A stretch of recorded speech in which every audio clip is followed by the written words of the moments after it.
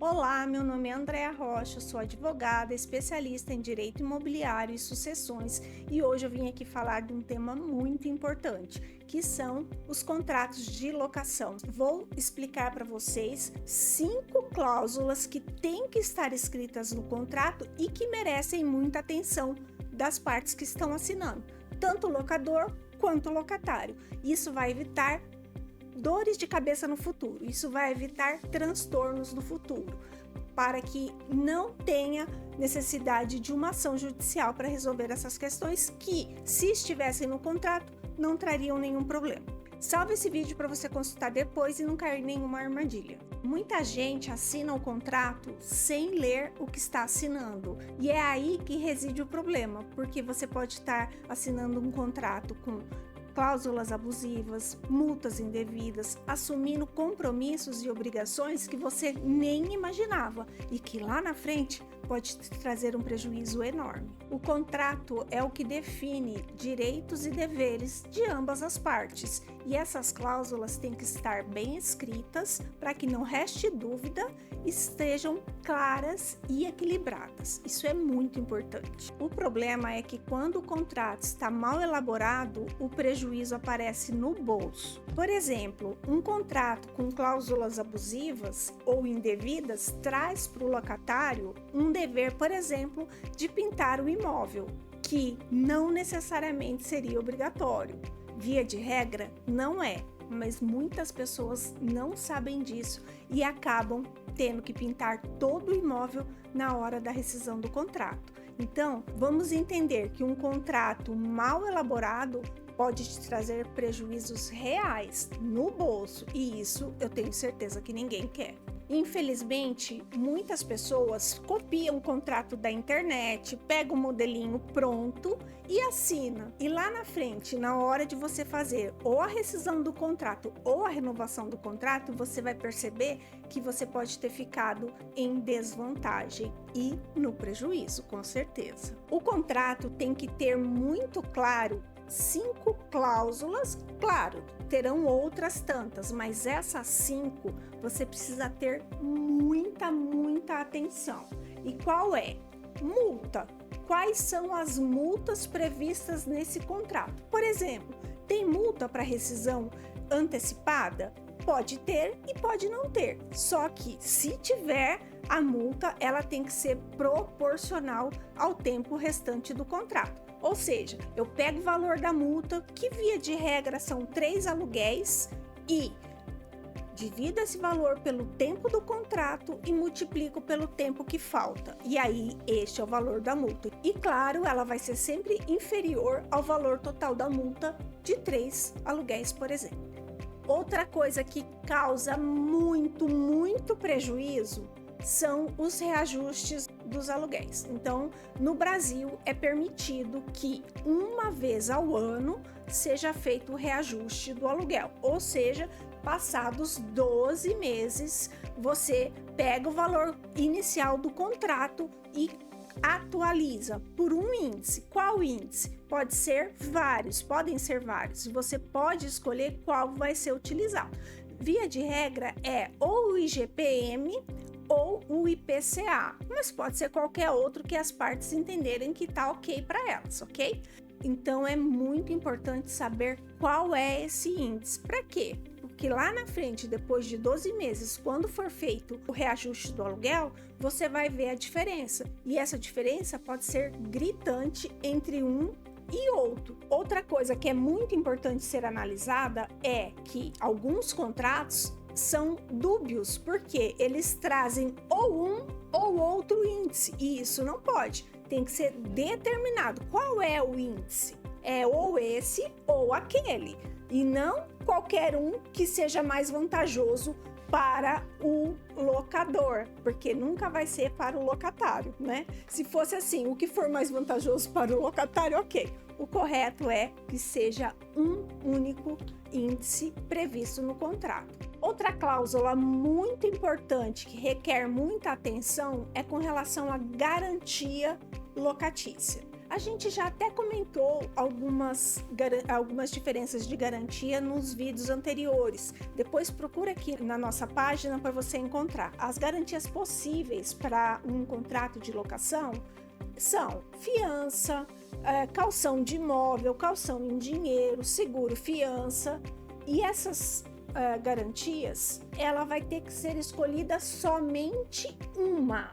E olha que, com atenção, não pode exigir o pagamento antecipado do aluguel. O que é isso? Você me paga um aluguel quando entra, se já tiver uma garantia escolhida. Então, eu não posso, por exemplo, falar assim, eu quero a fiança e que você me pague o aluguel antecipado.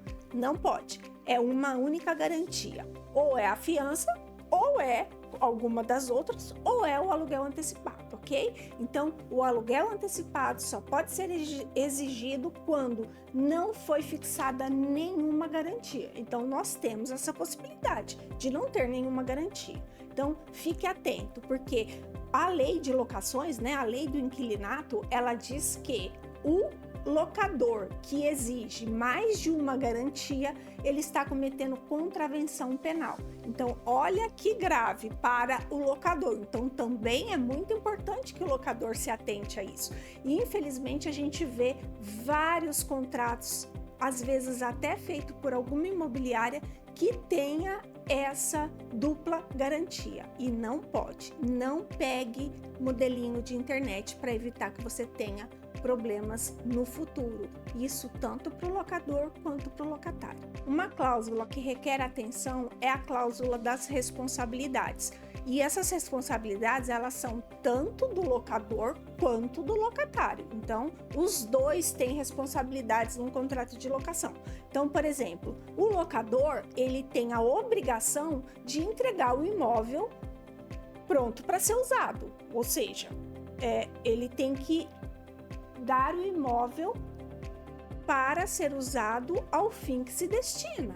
Então, é claro, eu vou fazer uma parte aqui. Algumas situações, as partes podem combinar que o inquilino vai entrar e vai fazer uma reforma no imóvel, por exemplo. Isso vai ter que estar no contrato. Então, isso também faz parte das cláusulas de responsabilidade. E aí, o locador fala assim, olha, eu permito que você entre no meu imóvel, eu aceito esse valor do aluguel, mas você vai ter que fazer essa pintura, arrumar esse teto que tá caindo, ou isso ou aquilo, não interessa o quê. Mas isso tem que estar escrito no contrato e muitas vezes o inquilino aceita. Por quê? Porque vai ter o abatimento do aluguel. Então, ele entra no imóvel que ele escolheu, faz aquele conserto, usa um imóvel novinho e é abatido do valor do aluguel. Mas, repito, é extremamente importante que isso esteja escrito no contrato. Por exemplo, outra cláusula de responsabilidade é a questão de quem paga condomínio, quem paga IPTU, quem tem que fazer a pintura, quem que não tem que fazer a pintura, quem que tem que devolver, qual é o estado que tem que devolver o imóvel, se é permitido, por exemplo, colocar um letreiro no imóvel, outro exemplo, se é permitido, por exemplo, colocar uma antena de telefonia no imóvel. Então, todas essas responsabilidades têm que estar escrita. Outra responsabilidade que também é comum nas locações comerciais é a pessoa aluga um imóvel, por exemplo, para fazer uma escola.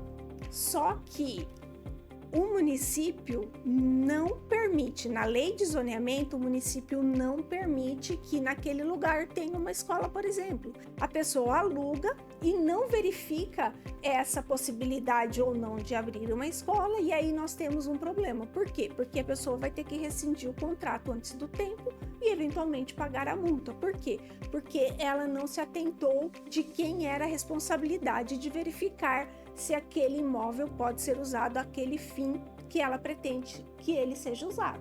Então, normalmente, essa responsabilidade é do inquilino, é do locatário, mas pode ter escrito diferente, mas tem que estar escrito no contrato. Então, veja como é importantíssima a cláusula de responsabilidades, tanto do locador quanto do locatário. Outra cláusula importante é a cláusula que determina como os problemas serão resolvidos se eventualmente esse problema existir. Então, a gente pode ter duas formas de resolver problemas num contrato de locação, que pode ser por meio de ação judicial ou por meio de arbitragem, ou seja, o locador e o locatário escolhem, por exemplo, que quem vai resolver o problema, se ocorrer um problema, quem vai resolver é um corretor de imóveis, um engenheiro, um advogado, e eles podem escolher uma câmara arbitral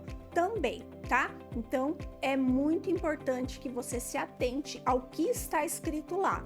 Via de regra, a câmara de arbitragem é bem mais caro, mas em algumas situações, em alguns contratos, é preferível porque na câmara arbitral tem sigilo do que está sendo acordado ali. Então, o que está no contrato não aparece. Já no Poder Judiciário, como o processo é público, quando você juntar o contrato lá, qualquer pessoa poderia ver. Então, isso é mais comum nos contratos comerciais, né, não residenciais, mas pode estar em qualquer um deles. Então, é importante se atentar. E, se for a escolha pela ação judicial, onde essa ação judicial vai tramitar? É no lugar do imóvel? Ou seja, eu tenho um imóvel em Campinas, em São Paulo, em Curitiba, em Recife, qual vai ser o fórum que eu vou levar aquele processo? Vai ser no Fórum de São Paulo, aqui no Fórum Estadual de Campinas, ou lá de Recife, ou onde está o imóvel? Então,